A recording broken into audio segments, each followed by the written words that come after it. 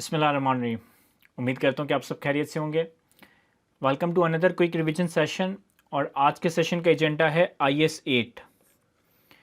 IS 8 का title है accounting policies, changes in accounting estimates and correction of prior period errors. देखिए, इस standard के टाइटल से ही इस स्टैंडर्ड का एजेंडा, इस स्टैंडर्ड का ऑब्जेक्टिव बयान होता है कि इस स्टैंडर्ड के अंदर हम बेसिकली 3 चीज़ों के बारे में डिस्कशन करते हैं। नंबर 1, अकाउंटिंग पॉलिसीज़ क्या होती हैं, इनको कैसे सेलेक्ट किया जाता है, और अकाउंटिंग पॉलिसीज़ में अगर चेंज आए तो उस चेंज इन अकाउंटिंग पॉलिसीज़ को कैसे अकाउंट फॉर किया जाएगा, कैसे इनकॉर्पोरेट किया जाएगा। सेकंड एजेंडा आइटम है अकाउंटिंग एस्टीमेट्स, कि अकाउंटिंग एस्टीमेट्स क्या होते हैं, और अगर अकाउंटिंग एस्टीमेट्स में चेंजेस वगैरह आ रही हो तो उनको कैसे अकाउंट फॉर किया जाएगा, कैसे प्रेजेंट और डिस्क्लोज वगैरह किया जाएगा। और तीसरी चीज़ है एरर्स, या more specifically prior period errors, कि किसी साल के फाइनेंशियल स्टेटमेंट्स बनाते हुए अगर पिछले सालों के फाइनेंशियल्स के अंदर कोई एरर आइडेंटिफाई हो जाए तो उस एरर को कैसे सही करना है, कैसे रेक्टिफाई करना है, उसकी कैसे रेक्टिफिकेशन होगी। ये 3 चीज़ों के हवाले से IS 8 हमें गाइडलाइन प्रोवाइड करता है। तो वन बाय वन इन चीज़ों को डिस्कस करेंगे। सबसे पहले हम बात करते हैं अकाउंटिंग पॉलिसीज़ की, कि अकाउंटिंग पॉलिसीज़ होता क्या है। देखिए, हम जो फाइनेंशियल स्टेटमेंट्स बनाते हैं, फाइनेंशियल स्टेटमेंट्स के अंदर हम बहुत सारी चीज़ें अकाउंट फॉर कर रहे होते हैं, बहुत सारी ट्रांजेक्शन्स, बहुत सारी इवेंट्स हैं जिनको हम रिकॉर्ड कर रहे होते हैं। लेकिन इनके बैक पे या तो कोई ना कोई एसेट, कोई ना कोई लायबिलिटी, कोई ना कोई इक्विटी, कोई ना कोई इनकम, या कोई ना कोई एक्सपेंस, जो 5 चीज़ें हैं ना, यही 5 चीज़ें डेबिट क्रेडिट अकाउंट फॉर हो रही होती है। तो जो भी डिफरेंट तरह के एसेट, लायबिलिटी, इनकम और एक्सपेंसेस वगैरह को हम अकाउंट फॉर करते हैं, उनके पीछे जो रूल्स हैं, उनके पीछे जो प्रिंसिपल्स हैं, वो सारे जो बेसिस हैं, इनको हम अकाउंटिंग पॉलिसीज़ कह रहे होते हैं। तो what is accounting policy? Accounting policies are simply principles, basis and conventions, rules and practices that are applied by the company in preparing and presenting the financial statements। यानी कि फाइनेंशियल स्टेटमेंट्स को prepare करने के लिए, present करने के लिए जो भी आप रूल्स, प्रिंसिपल्स, बेसिस और कन्वेंशंस वगैरह फॉलो करते हैं, ये सारी चीज़ें अकाउंटिंग पॉलिसीज कहलाई जाती हैं। अब जितने अकाउंटिंग स्टैंडर्ड्स आपने अब तक अपनी ज़िंदगी में पढ़े, या जितने अकाउंटिंग स्टैंडर्ड्स आप आने वाले वक्तों में अपनी ज़िंदगी में पढ़ेंगे, उनमें क्या होता है कि किसी ना किसी एसेट, लायबिलिटी, इनकम और एक्सपेंस की बात हो रही होती है, उनका रिकॉग्निशन क्राइटेरिया बताया जा रहा होता है, उनकी अकाउंटिंग ट्रीटमेंट बताई जा रही होती है, उनकी प्रेजेंटेशन एंड डिस्क्लोजर्स पे बात हो रही होती है। ये सारे रूल्स, ये सारे प्रिंसिपल्स सिंपली अकाउंटिंग पॉलिसीज़ हैं। फॉर एग्जांपल, अकाउंटिंग प्रिंसिपल्स में रिकॉग्निशन क्राइटेरियाज कवर होते हैं। हमने डिफरेंट तरह के एसेट्स के स्टैंडर्ड्स में एसेट्स का रिकॉग्निशन क्राइटेरिया पढ़ा। इसी तरह से अगर फॉर एग्जांपल यहाँ पर एक बोरिंग कॉस्ट की एग्जांपल दी हुई है, IS 23 हमें बताता है कि बोरिंग कॉस्ट को कब हम कैपिटलाइज कर रहे होंगे, तो बेसिकली वो रिकॉग्निशन क्राइटेरिया बता रहा होता है। इसी तरह से IS 16 है, IS 2 है, IS 38 है, IS 48, डिफरेंट तरह के स्टैंडर्ड्स हमें एसेट, लायबिलिटी, इनकम और एक्सपेंसेस का रिकॉग्निशन क्राइटेरियाज बताते हैं। फिर इसी तरह से बहुत सारे अकाउंटिंग स्टैंडर्ड्स हमें इन्हीं चीज़ों को मेजर करना बताते हैं। फॉर एग्जांपल कि हम property, plant and equipment, intangible, investment property, इन चीज़ों को इनिशियली कॉस्ट में मेजर करते हैं। सब्सिक्वेंट मेजरमेंट के लिए हमारे पास कॉस्ट मॉडल है, रिवैल्यूएशन मॉडल है, फेयर वैल्यू मॉडल है। तो ये सारा जो मेजरमेंट बेसिस है, this is also accounting policy. और इसी तरीके से अकाउंटिंग पॉलिसीज़ में प्रेजेंटेशन कवर होती है कि डिफरेंट तरह के एसेट, लायबिलिटी, इनकम और एक्सपेंसेस को अपने फाइनेंशियल्स में किस तरह से प्रेजेंट करना है, किस तरह से डिस्क्लोज करना है, ये भी अकाउंटिंग पॉलिसी का पार्ट है। फॉर एग्जांपल, आपने IS 20 में कवर किया था कि गवर्नमेंट ग्रांट को प्रेजेंट करने के, डिस्क्लोज करने के 2 तरीके हैं, या तो डायरेक्ट मेथड या इनडायरेक्ट मेथड। तो ये सारी बातें, ये सारी चीज़ें अकाउंटिंग पॉलिसीज़ को ही रिफ्लेक्ट करती है। ये सारी चीज़ें फाइनेंशियल स्टेटमेंट्स को प्रिपेयर करने के लिए वो रूल्स, वो कन्वेंशंस, वो प्रिंसिपल्स हैं, और ये सारी चीज़ें अकाउंटिंग पॉलिसीज़ कहलाई जाती है। अच्छा जी, अब सवाल ये है कि जब हम फाइनेंशियल स्टेटमेंट्स बना रहे होते हैं, कि ये थोड़ी सी थ्योरेटिकल बात है, इतनी ज़्यादा आपके लिए रेलेवेंट नहीं है, लेकिन चूँकि थ्योरेटिकल बात है तो हम इसको कवर ज़रूर करेंगे। अब सवाल ये कि अकाउंटिंग पॉलिसीज़ को किस तरह से सेलेक्ट किया जाता है, किस तरह से अप्लाई किया जाता है। देखिए, कंपनी अपनी लाइफ में या अपनी ज़िंदगी में जो भी ट्रांजेक्शन करे, चाहे वो कोई एसेट एक्वायर करे, कोई लायबिलिटी इनकर करे, कोई इनकम की ट्रांजेक्शन करे, कोई एक्सपेंस की ट्रांजेक्शन करे, जितनी भी ट्रांजेक्शन्स हैं, सबसे पहले कंपनी ये देखेगी कि यार इस ट्रांजेक्शन को, इस इवेंट को अकाउंट फॉर करने के लिए क्या कोई अकाउंटिंग स्टैंडर्ड एग्जिस्ट करता है। अगर तो अकाउंटिंग स्टैंडर्ड एग्जिस्ट करता है तो उस अकाउंटिंग स्टैंडर्ड के तहत वो अकाउंटिंग पॉलिसी फॉलो की जाएगी। भाई फॉर एग्जांपल, अगर हम इन्वेंट्री का अकाउंटिंग करें तो हमारे लिए पास IS 2 एग्जिस्ट करता है। हम प्रॉपर्टी, प्लांट एंड इक्विपमेंट की अकाउंटिंग की बात करें तो हमारे पास IS 16 एग्जिस्ट करता है। हम इन्वेस्टमेंट प्रॉपर्टी की बात करें तो हमारे पास IS 40 एग्जिस्ट करता है। तो कंपनी ये देखेगी कि भाई जो भी ट्रांजेक्शन या जो भी इवेंट हो रहा है, क्या उसके लिए कोई स्पेसिफिक अकाउंटिंग एग्जिस्ट करता है। इफ़ येस, तो सिंपली वो अकाउंटिंग स्टैंडर्ड फॉलो कर दिया जाएगा। और 99% केसेस में जो भी इवेंट, जो भी ट्रांजेक्शन होगा, उसके लिए कोई ना कोई अकाउंटिंग स्टैंडर्ड एग्जिस्ट करता होगा, जिसको सिंपली अप्लाई कर दिया जाएगा। लेकिन प्रैक्टिकली स्पीकिंग ऐसा भी हो सकता है कि कंपनी कोई ऐसी ट्रांजेक्शन करे, कोई ऐसा इवेंट, कोई ऐसी सिचुएशन अराइज हो कि जिसके लिए कोई स्पेसिफिक अकाउंटिंग स्टैंडर्ड एग्जिस्ट ही ना करता हो। यानी कोई ऐसी नई ट्रांजेक्शन अराइज हो जिसके लिए आज तक कोई अकाउंटिंग स्टैंडर्ड ना बनाया गया हो, कोई आज तक अकाउंटिंग स्टैंडर्ड एग्जिस्ट ही ना करता हो। अब इस सिनेरियो में स्टैंडर्ड ये कहता है कि अगर आप कोई ऐसी इवेंट या कोई ऐसी ट्रांजेक्शन कर रहे हो कि आपके पास उससे रिलेटेड कोई अकाउंटिंग स्टैंडर्ड, कोई IFRS एग्जिस्ट ही नहीं करता, तो अब आपने अपनी अकाउंटिंग पॉलिसी को खुद डेवलप करना है और फिर उस अकाउंटिंग पॉलिसी को कंसिस्टेंसी के साथ अप्लाई करना है। ऑब्वियसली जब अकाउंटिंग पॉलिसी की डेवलपमेंट आती है तो ये थोड़ी सी एडवांस या थोड़ी हाई लेवल की बात है, आपके लेवल पे इतना कुछ रेलिवेंट नहीं एग्जाम पर्सपेक्टिव से, लेकिन अगेन हम थियोरेटिकली तो इसको कवर करेंगे। अब अकाउंटिंग पॉलिसीज को जब खुद डेवलप करने की बात आती है, खुद अप्लाई करने की बात आती है, तो वहाँ पर फिर कंपनी की जजमेंट इस्तेमाल हो रही होती है। अब कंपनी अपनी जजमेंट में क्या करेगी? कंपनी देखेगी कि यार इस तरह के सिमिलर आइटम या सिमिलर इशू से रिलेटेड और कौन कौन से IFRS हैं और वो क्या बात करते हैं। कंपनी ये देखेगी कि फाइनेंशियल रिपोर्टिंग का जो कॉन्सेप्चुअल फ्रेमवर्क है वो इस बारे में हमें क्या गाइडलाइन, क्या सपोर्ट प्रोवाइड करता है। इसी तरह से जो सिमिलर अकाउंटिंग स्टैंडर्ड की बॉडीज़ हैं उनकी अनाउंसमेंट, उनकी रिसेंट प्रोनाउंसमेंट वगैरह क्या बात करती है, और इन चीज़ों की मदद लेते हुए उस नई ट्रांजिशन के हवाले से अकाउंटिंग पॉलिसी को डेवलप किया जाएगा और फिर कंसिस्टेंटली अप्लाई किया जा रहा होगा। प्रैक्टिकली अकाउंटिंग स्टैंडर्ड्स तो वक्त के साथ साथ अराइज होते गए, लेकिन आज भी ऐसी कोई ट्रांजिशन अराइज हो सकती है जिसके लिए कोई अकाउंटिंग स्टैंडर्ड एग्जिस्ट ना करता हो, तो फिर कंपनी ये मैथड, ये प्रोसीजर फॉलो कर रही होगी और उस नई ट्रांजिशन, उस नई इवेंट के लिए एक अपनी अकाउंटिंग पॉलिसी डेवलप कर रही होगी। अच्छा, फिर IS 8 बात करता है कि व्हाट इफ अकाउंटिंग पॉलिसी को चेंज करना पड़े, व्हाट इफ अकाउंटिंग पॉलिसी इसके चेंज करने की नौबत आए, तो इसको कैसे अकाउंट फॉर किया जाएगा। अब देखिए, सबसे पहले तो आपने ये समझना है कि अकाउंटिंग पॉलिसीज़ को चेंज कब किया जाएगा, क्यों किया जाएगा। देखिए, जैसे जैसे चीज़ें आगे बढ़ती जा रही, जैसे जैसे अकाउंटिंग की दुनिया में नई नई डेवलपमेंट होती रहती है, तो नए नए अकाउंटिंग स्टैंडर्ड वक्त के साथ साथ एग्जिस्ट करते हैं। फॉर एग्जांपल, अगर मैं अपने पिछले 10, 12, 15 सालों के प्रोफेशनल करियर को देखता हूँ, तो मैंने अपने इस 12-15 साल के प्रोफेशनल करियर के अंदर 3-4 नए अकाउंटिंग स्टैंडर्ड्स को बनते हुए देखा। जब मैं CA का स्टूडेंट था तो मैंने रेवेन्यू रिकॉग्निशन के लिए IS 18 कवर किया था, लेकिन ओवर द पीरियड IS 18 खत्म हो गया, उसकी जगह IFRS 15 का स्टैंडर्ड आया। मैं जब अकाउंटिंग स्टूडेंट था तब मैंने लीजेस की अकाउंटिंग के लिए IS 16 या IS 17 के नाम से कोई स्टैंडर्ड पढ़ा था, लेकिन वक्त के साथ साथ वो स्टैंडर्ड खत्म हो गया, उसकी जगह एक नया स्टैंडर्ड IFRS 16 आ गया। इंश्योरेंस की अकाउंटिंग के लिए पहले IFRS 4 हुआ करता था, फिर IFRS 17 आ गया। तो वक्त के साथ साथ नए नए अकाउंटिंग स्टैंडर्ड्स आते रहते हैं। तो IS 8 ये कहता है कि अगर कोई नया अकाउंटिंग स्टैंडर्ड आ गया, अगर कोई नया अकाउंटिंग स्टैंडर्ड आ गया, तो ऑब्वियसली वो नया अकाउंटिंग स्टैंडर्ड खुद कहेगा कि अब मुझे फॉलो करो, मुझसे पहले जो अकाउंटिंग स्टैंडर्ड था वो रिप्लेस हो गया, अब उसको फॉलो करने की ज़रूरत नहीं है। तो या तो अकाउंटिंग पॉलिसी का चेंज किसी नए अकाउंटिंग स्टैंडर्ड, किसी नए IFRS या IFRS के वजूद में आने की वजह से होगा, या फिर एक कंपनी या एक कंपनी की मैनेजमेंट अकाउंटिंग पॉलिसीज़ को खुद भी चेंज कर सकती है, वॉलंटरीली खुद अकाउंटिंग पॉलिसीज़ को चेंज कर सकती है। लेकिन शर्त यह है कि नई पॉलिसी को उस वक्त फॉलो किया जाएगा या अकाउंटिंग पॉलिसी को उस वक्त चेंज किया जा सकता है जब नई पॉलिसी की वजह से ज़्यादा बेहतर इंफॉर्मेशन प्रेजेंट हो, ज़्यादा रिलायबल और relevant information users of the financial statements तक पहुंच रही हो। यानी कि अकाउंटिंग पॉलिसी का चेंज किसी नए अकाउंटिंग स्टैंडर्ड के वजूद में आने की वजह से होगा, या फिर मैनेजमेंट खुद अपनी अकाउंटिंग पॉलिसी चेंज कर सकती है। लेकिन शर्त क्या है? शर्त यह है कि नई पॉलिसी के नतीजे में ज़्यादा रिलायबल, ज़्यादा relevant users of the financial information statements तक पहुंच रही हो।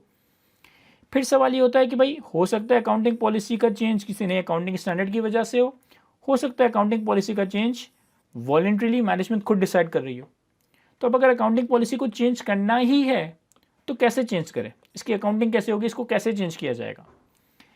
लेकिन जनरली जब कोई नया अकाउंटिंग स्टैंडर्ड वजूद में आता है ना, तो वो नया अकाउंटिंग स्टैंडर्ड खुद अपने साथ ट्रांजिशनल प्रोविजंस लेकर आता है, खुद अपने साथ ट्रांजिशन प्रोविजंस लेकर आता है। यानी वो अकाउंटिंग स्टैंडर्ड खुद बताता है कि किस तरह से पुरानी अकाउंटिंग स्टैंडर्ड को ख़त्म करना है और मुझे उसकी जगह रिप्लेस करना है, नए अकाउंटिंग स्टैंडर्ड को फॉलो करना है। इसको हम कहते हैं ट्रांजिशन प्रोविजंस।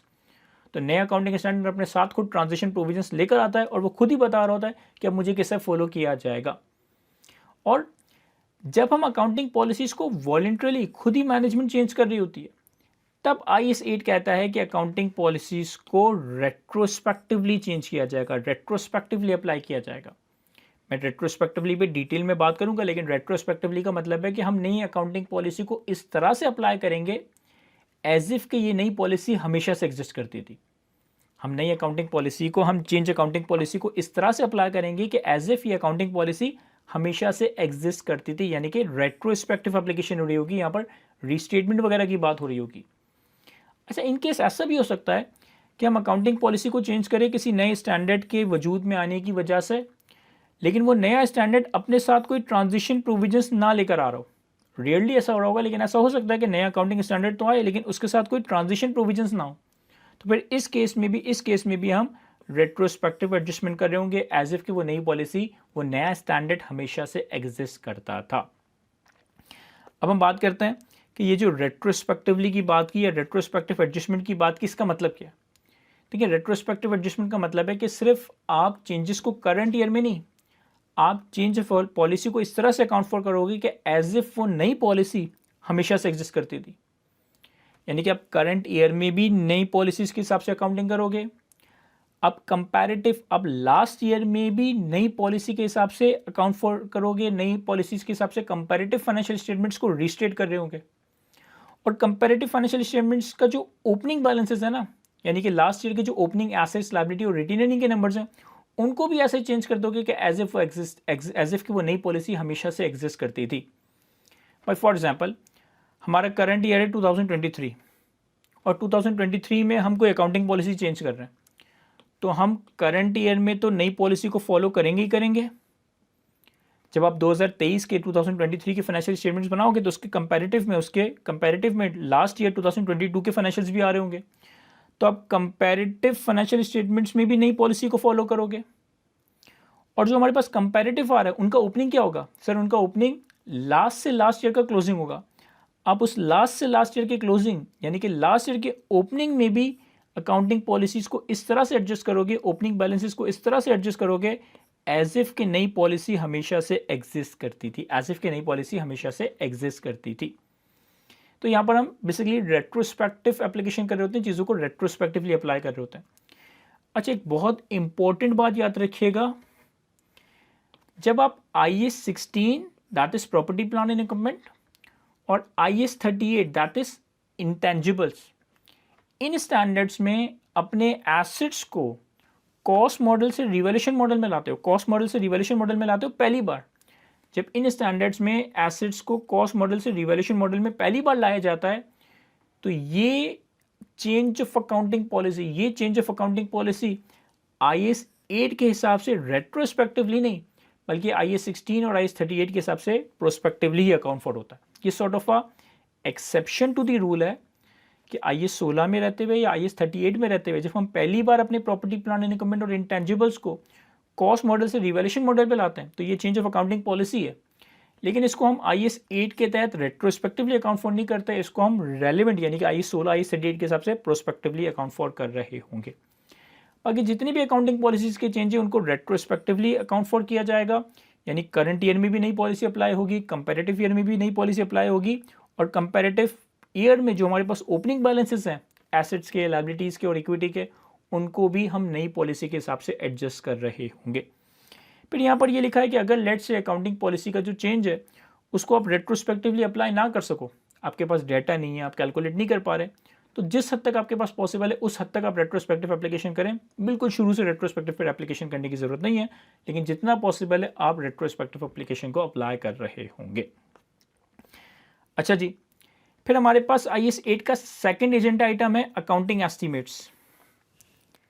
देखिए, जब हम फाइनेंशियल स्टेटमेंट्स बनाते हैं तो बहुत सारे एसेट, लायबिलिटी, इनकम और एक्सपेंसेस की ट्रांजेक्शंस ऐसी होती हैं जो कि सर्टेन होती हैं, जो कि फैक्चुअली एग्जिस्ट करती है, फैक्चुअली करेक्ट होती है, फैक्चुअली हमें पता होती है कि भाई हमारे पास इतना कैश है, हमारे पास इतनी इन्वेंट्री है।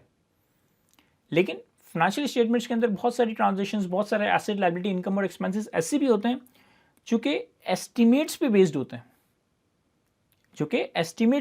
हैं, जिनको रिकॉर्ड करने के लिए, जिनको मेजर करने के लिए, जिनको अकाउंट फॉर करने के लिए मैनेजमेंट को एस्टिमेट करना पड़ता है, मैनेजमेंट को कुछ चीज़ें एस्टिमेट करनी पड़ती है, अपने जजमेंट्स का इस्तेमाल करना पड़ता है।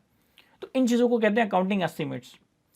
पहले अगर हम डेफिनेशन देखें तो accounting estimates are the monetary amount in the financial statements that are subject to measurement uncertainty, कि ऐसे नंबर्स, ऐसी चीज़ें जो कि आप एस्टिमेट कर रहे हो, जब आप एस्टिमेट कर रहे हो तो माइट भी पॉसिबल कि आपका एस्टिमेट सही हो, माइट भी पॉसिबल कि आपका एस्टिमेट गलत हो, माइट भी पॉसिबल कि आप आने वाले वक्तों में आपका एस्टिमेट चेंज हो जाए। तो जब कोई चीज़ सर्टिनिटी से आप नहीं कह सकते, जो चीज़ आने वाले वक्तों में गलत हो सकती है, जो चीज़ आने वाले वक्तों में चेंज हो सकती है, इसको हम कहते हैं कि यार ये चीज़ अनसर्टेन है, यहाँ पर मैनेजमेंट की अनसर्टेनिटी एग्जिस्ट करती है। इसको एग्जाम्पल से समझें। जब हम एसेट को डेप्रिशिएट करते हैं तो हम एसेट को डेप्रिशिएट करने के लिए जो उसकी यूज़फुल लाइफ लेते हैं, ये एक अकाउंटिंग एस्टीमेट है। ये हमारा एस्टीमेट है ना कि एसेट इतने साल चलेगा, हो सकता है कम चले, हो सकता है ज़्यादा चल जाए।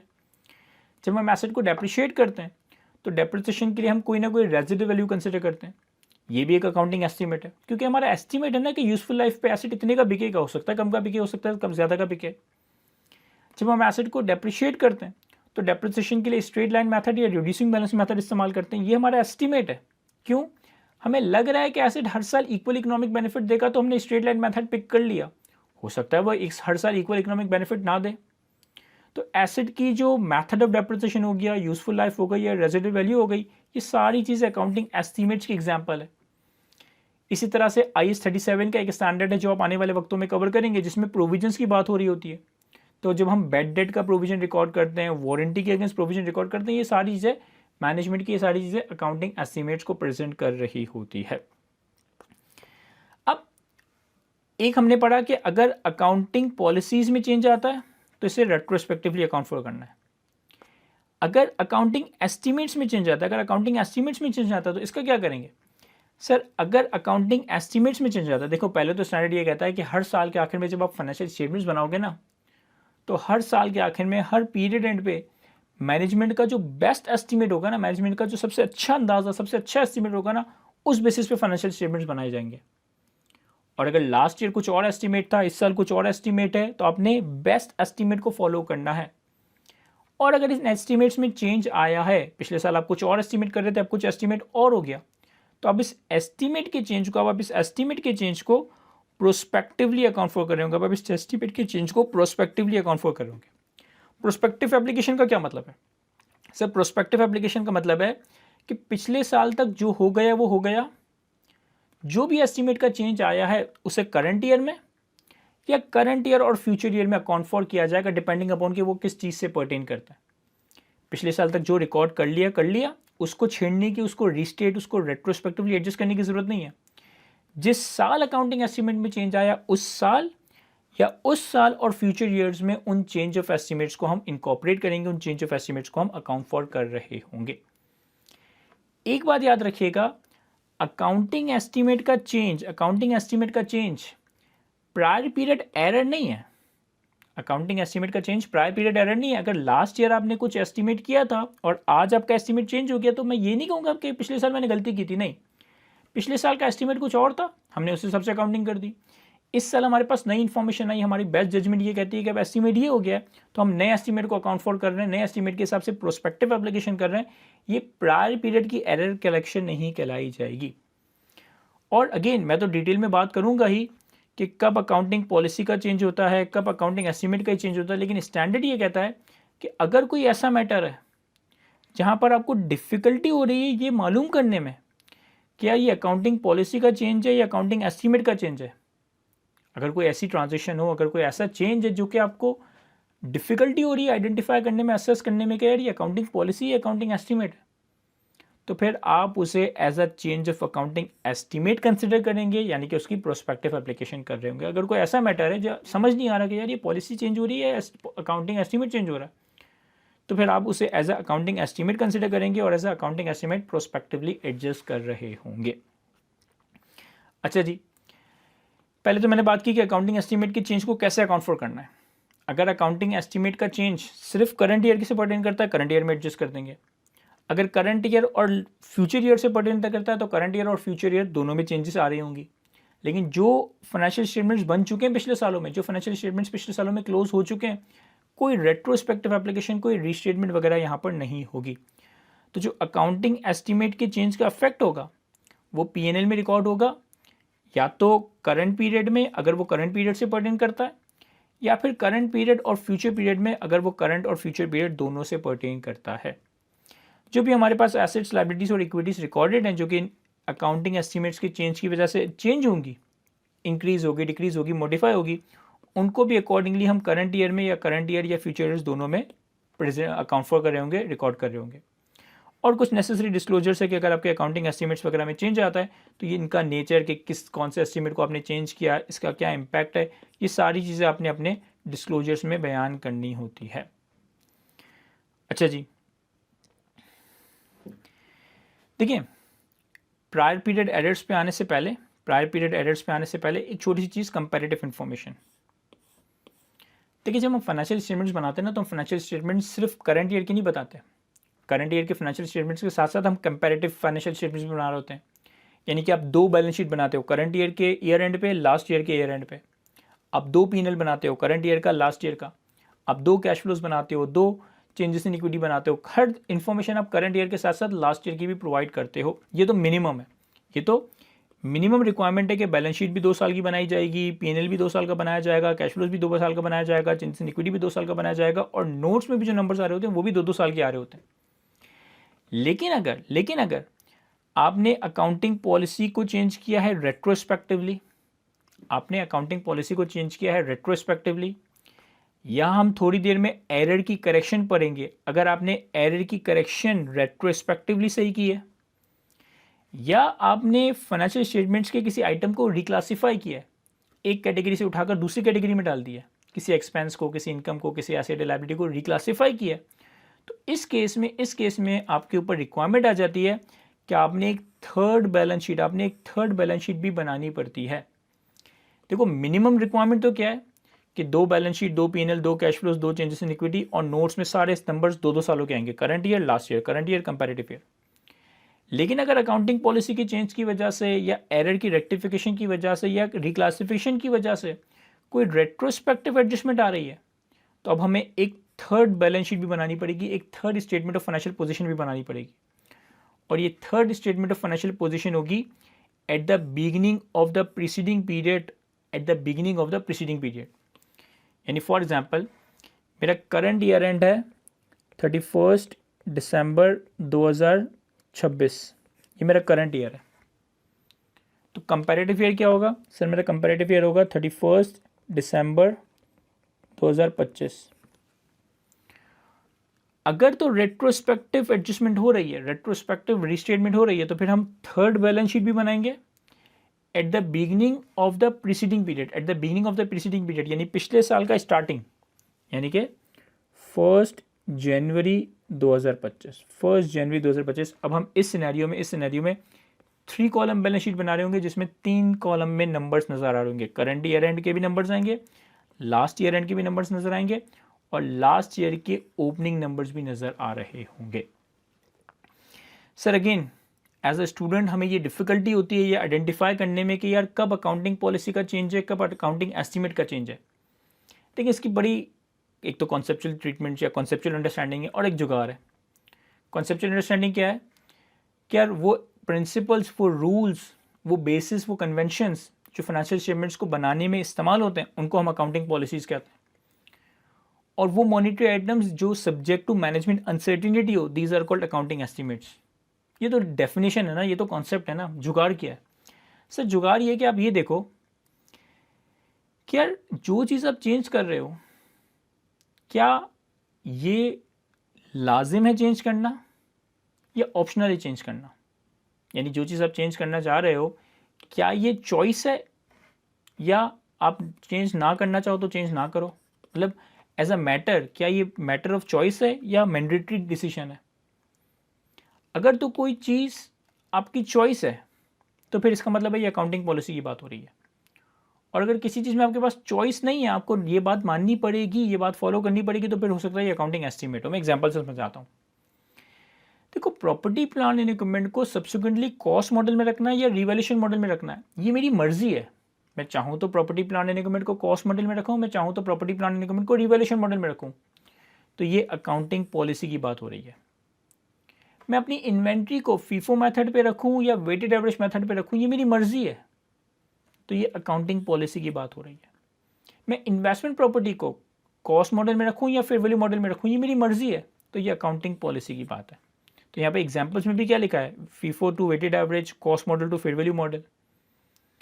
लेकिन अगर एक प्लांट एंड मशीनरी की लाइफ 5 साल है और मैं चाह रहा हूँ कि उसको मैं 6 साल पे डेप्रिशिएट करूँ, तो क्या ऐसा मैं कर सकता हूँ?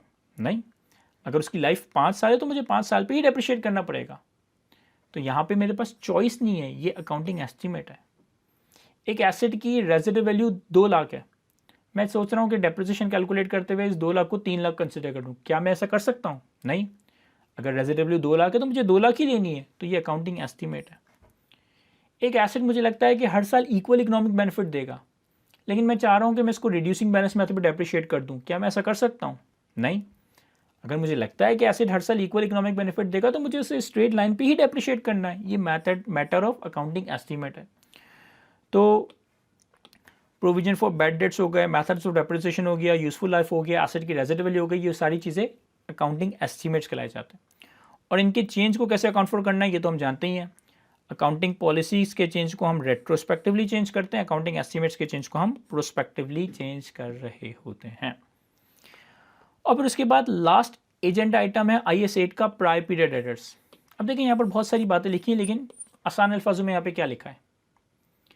अगर पिछले साल के फाइनेंशियल स्टेटमेंट्स बनाते वक्त आपसे कोई गलती हो गई, आपने किसी इन्फॉर्मेशन को मिसयूज़ कर लिया या किसी इन्फॉर्मेशन को यूज़ ही नहीं किया, और नेक्स्ट ईयर यानी कि करंट ईयर में आपको पता चल रहा है कि यार पिछले साल की फाइनेंशियल स्टेटमेंट्स बनाते हुए हमसे ये गलती हो गई थी, this is called prior period errors. कोई ऐसी इन्फॉर्मेशन जो पिछले सालों के फाइनेंशियल्स बनाते वक्त एग्जिस्ट करती थी लेकिन आपने उसको इस्तेमाल नहीं किया या उसको गलत इस्तेमाल कर लिया, तो आपने प्रायर पीरियड में एरर कर दिया। करंट ईयर में आके पता चला कि यार पिछले साल के या पिछले से पिछले सालों के फाइनेंशियल्स में ये गड़बड़ हो गई थी, this is called prior period error. अब प्रायर पीरियड एरर की केस में स्टैंडर्ड ये कहता है कि उसको सही तो करना है, क्योंकि गलती है तो उसको सही तो करेंगे ही, लेकिन उसको सही कैसे करेंगे ये डिपेंड करता है कि यार एरर किस नौयत का है। किसी भी प्रायर पीरियड एरर को कैसे सही करना है ये डिपेंड करता है कि एरर किस नौयत का है। क्या वो एरर मटीरियल है, क्या वो एरर बड़ी गलती है, या कोई छोटा मोटा इमटीरियल सा एरर है। अगर तो कोई एरर इमटीरियल है यानी छोटी मोटी अमाउंट का एरर है, छोटी मोटी रिक्लासिफिकेशन है, तो फिर तो आप उस एरर को करंट ईयर में ही सही कर दें, लेकिन अगर आपने कोई मटीरियल एरर कर दिया है जिसका फाइनेंशियल इम्पैक्ट ज़्यादा है या जो इम्पॉर्टेंट कोई बात है और आपने कोई मटीरियल एरर कर दिया है, तो अब आपने इस एरर को भी रेट्रोस्पेक्टिवली सही करना पड़ेगा। रेट्रोस्पेक्टिवली सही करने का मतलब है कि जिस साल से पर्टेन करता है वो एरर, वो उसी साल में जाकर सही होगा। अगर वो एरर लास्ट ईयर से पर्टेन करता है तो वो लास्ट ईयर कंपैरेटिव में रिस्टेट हो रहा होगा। अगर वो एरर पिछले सालों से पर्टेन करता है तो वो लास्ट ईयर के ओपनिंग बैलेंसेस में सही हो रहा होगा। देखिए, अगर तो कोई एरर मटीरियल है, सर हमें कैसे पता चलेगा कि वो मटीरियल है या नहीं? कहता है information is material if omitting, misstating or obscuring it could reasonably be expected to influence decision that the primary users of the financial statement make on the basis of those financial statement which provide financial information about the reporting entity। देखिए, कोई भी ऐसी गलती जिसकी वजह से financial statements का users का डिसीजन चेंज हो सकता है ना, फाइनेंशियल स्टेटमेंट्स के यूजर्स का डिसीजन चेंज हो सकता है, वो मटीरियल एरर है। और अगर कोई ऐसी गलती है जिससे फाइनेंशियल स्टेटमेंट्स के यूजर्स का डिसीजन चेंज ना हो तो फिर वो इमटीरियल है। अगर कोई एरर मटीरियल नहीं है उसे तो करंट ईयर में ही सही कर दें, रिस्टेटमेंट करने की ज़रूरत नहीं है। लेकिन अगर कोई एरर मटीरियल है तो फिर आपने उस एरर को रेट्रोस्पेक्टिवली सही करना पड़ेगा। यानी कि अगर वो एरर कंपैरेटिव ईयर से पर्टेन करता है तो कंपैरेटिव ईयर के अमाउंट, लास्ट ईयर के अमाउंट को आपने रिस्टेट करना पड़ेगा। अगर वो एरर कंपैरेटिव ईयर से भी पिछले सालों से पर्टेन करता है, यानी कि पिछले से पिछले साल या पिछले पुराने कई सालों से पर्टेन करता है, तो फिर आपने पिछले सालों के ओपनिंग एसेट और लायबिलिटी के नंबर्स को सही करना पड़ेगा। अनलेस के एरर को रेट्रोस्पेक्टिवली एडजस्ट करना इम्प्रैक्टिकेबल हो। अगर तो कोई एरर ऐसा है जिसको रेट्रोस्पेक्टिवली एडजस्ट किया ही नहीं जा सकता, इम्प्रैक्टिकल है तो फिर अलग बात है। अगर इम्प्रैक्टिकल है तो फिर तो करंट ईयर में ही एडजस्ट कर देंगे। लेकिन अगर इम्प्रैक्टिकल नहीं है, आप सही कर सकते हो लास्ट ईयर में जाके, तो लास्ट ईयर के कंपैरेटिव में सही करो। पिछले से पिछले सालों से पर्टेन करता है एरर तो फिर लास्ट ईयर के ओपनिंग नंबर्स को आप सही कर रहे होंगे। और अगेन यहाँ पर भी यही बात लिखी है, यही वाली बात कि अगर एरर्स को रेट्रोस्पेक्टिवली करेक्ट करना प्रैक्टिकली पॉसिबल ना हो, उसका अमाउंट कैलकुलेट ना कर पाए या कोई भी और रीज़न की वजह से, तो फिर आप उसे करंट ईयर में ही एडजस्ट कर दें, अदरवाइज आपने उसे कंपैरेटिव ईयर में या ईयर्स बिफोर कंपैरेटिव ईयर्स में एडजस्ट करना पड़ेगा। और पर ये हमारे पास कुछ डिस्क्लोजर रिक्वायरमेंट है। अगेन ये थोड़ा सा प्रैक्टिकल टॉपिक है कि जब हम एरर की करेक्शन करते हैं तो हमें करेक्शन ऑफ एरर का एक नोट बनाना पड़ता है। हम करेक्शन ऑफ एरर के नोट में बताते हैं कि भाई लास्ट ईयर के एसेट्स में, लाइबिलिटीज़ में, इनकम में, एक्सपेंसेस में, इक्विटी के नंबर्स में क्या इंक्रीज और डिक्रीज आया, और उसको फिर हम मैथमेटिकली प्रेजेंट करते हैं। अगेन ये थोड़ा सा प्रैक्टिकल एरिया है कि जब हम कोई एरर रेक्टिफाई करते हैं तो फिर एक करेक्शन ऑफ एरर का नोट देते हैं, जिसमें हम बताते हैं कि भाई पिछले साल के एसेट में इतना इंक्रीज़ आया, पिछले साल की इक्विटी में, रिटेन अर्निंग में इतना इंक्रीज़ आया या डिक्रीज़ आया, पिछले साल के प्रॉफिट में या किसी भी एक्सपेंस और इनकम के लाइन आइटम में इतना इंक्रीज डिक्रीज आया। तो हमें एक रिकन्सिलेशन टाइप बनानी पड़ती है। और साथ साथ फिर थोड़ी बातें हम थ्योरेटिकल बता देते हैं कि भाई क्या हमसे गलती हो गई थी, उसका क्या इम्पैक्ट है, किस हद तक हम उसे क्वान्टिफाई कर पा रहे हैं, किस आइटम से उसकी एडजस्टमेंट ताल्लुक़ रखती है, करेक्शन से पहले वो नंबर क्या था, करेक्शन के बाद उस नंबर पे क्या इंक्रीज़ या डिक्रीज़ आया। ये सारी बातें हम करेक्शन ऑफ एरर के नोट में बता रहे होते हैं। तो ये था हमारे पास IS 8। अगेन थ्योरेटिकली मैं समझता हूँ कि वो इतना लेंदी है, इतना डिटेल स्टैंडर्ड नहीं है। एक्चुअली इसकी एप्लीकेशन जब आप इसके प्रैक्टिस क्वेश्चंस या एग्जाम लेवल के क्वेश्चंस करते हो तभी सही मानों में हो रही होती है। लेकिन स्टिल इस सेशन का ऑब्जेक्टिव ये था कि इस स्टैंडर्ड के अंदर जो चीज़ें एग्जिस्ट करती हैं उनको मैं कॉन्सेप्चुअली रिवाइज करवा दूँ। तो आई होप कि ये सेशन आप लोगों के लिए काफ़ी ज़्यादा फ्रूटफुल रहा होगा। अपना बहुत सारा ख्याल रखिएगा। Thank you. अल्लाह हाफ़िज़।